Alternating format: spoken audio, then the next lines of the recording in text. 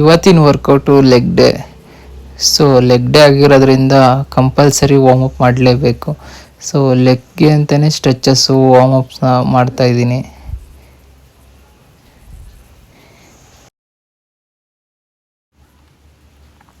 ತುಂಬ ಜನ ಲೆಗ್ಸ್ಗೆ ಅಂದ್ರೆ ವಾರ್ಮಪ್ ಮಾಡೋದೇ ಇಲ್ಲ, direct workout start ಮಾಡ್ಕೋತೀರಾ.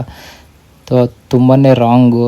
So mobility improvement ಮಾಡಬೇಕು, ನಿಮ್ಮ ಫ್ಲೆಕ್ಸಿಬಿಲಿಟಿ ಇಂಪ್ರೂವ್ಮೆಂಟ್ ಮಾಡಬೇಕು ಅಂತ ಅಂದರೆ ನೀವು ವಾರ್ಮಪ್ ಮಾಡಲೇಬೇಕಾಗುತ್ತೆ. ಸೊ ಕಂಪಲ್ಸರಿ ವಾರ್ಮಪ್ ಮಾಡೋದನ್ನ ಮಿಸ್ ಮಾಡಬೇಡಿ.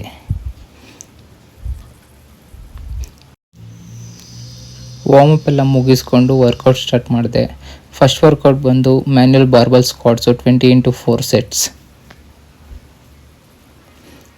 Second variation super squats 20x4 sets. Third variation leg extension 20x4 sets.